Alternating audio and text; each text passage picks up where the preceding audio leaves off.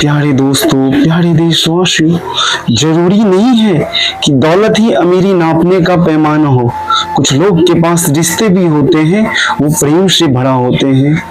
भरत और प्रभु श्री राम का था। भरत ने राज स्वीकार नहीं किया प्रेम के आगे, भाई के प्रेम के आगे, बंधु के प्रेम के आगे रिश्तों को कद्र किया। भरत का प्रेम ही वास्तविक में निस्वार्थ प्रेम है। हनुमान जी का प्रेम ही निस्वार्थ प्रेम है। अगर इसको दौलत से नापे तो वो प्रेम को वर्णन नहीं कर सकते। गोपिया और राधा भगवान कृष्ण को जब वृंदावन छोड़ के जा रहे थे तो प्रेम से आंसू, पूरा वृंदावन में आंसू की बहार आ गई थी। प्रेम वो स्वरूप है जो ईश्वर के पास ही रहते हैं और किसी और के पास नहीं है। और मनुष्य की तलाश है संपूर्णता की, प्रेम की, सत्य की। और वो तलाश तभी तक नहीं जाता जब व्यक्ति स्वयं का अनुभव नहीं करता, स्वयं का सत्य का बोध नहीं कर लेता। ईश्वरी प्रेम का स्वरूप है, सत्य का स्वरूप है। जब व्यक्ति अपने आप को उसको समर्पण कर देते हैं तभी वो सत्य को बोध कर पाते हैं और सत्य में जी पाते हैं।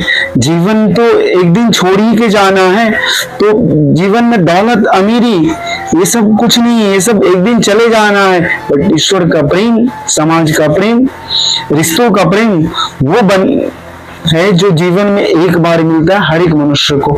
इसको जितना आप समझ के जीना शुरू करेंगे उतना ही आपका हृदय पवित्र होगा, उतना ही आपका मन शांत होगा। और मन शांत है तो इसके लिए कहते हैं मन चंगा तो कटौती में गंगा।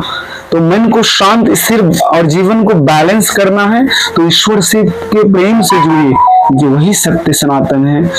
ईश्वर का प्रेम ही सत्य सनातन है। उनका ध्यान, उनका जप, नाम जप, उनका सुमरन यही सत्य है। इनके सिवा सब मिथ्य है। एक दिन छोड़ के जाना है और कर्म ही करने के लिए तो आए ही संसार में। इसके लिए बोलते कर्मण्य का अधिकार अस्ते माँ फलेषु कदाचन। तू कर्म कर, फल की चिंता ना कर। तुझे हर घड़ी तेरे कर्म का फल हिसाब किताब के रूप में मिलेगा। तो बुरा करेगा तो बुरा पाएगा, अच्छा करेगा तो अच्छा पाएगा। जिस प्रकार के हम बीज बोते हैं उसी प्रकार का हम फल काटते हैं। कल्याण वस्तु शांतन भवतु प्यारे। शुक्रिया, धन्यवाद आप सबका।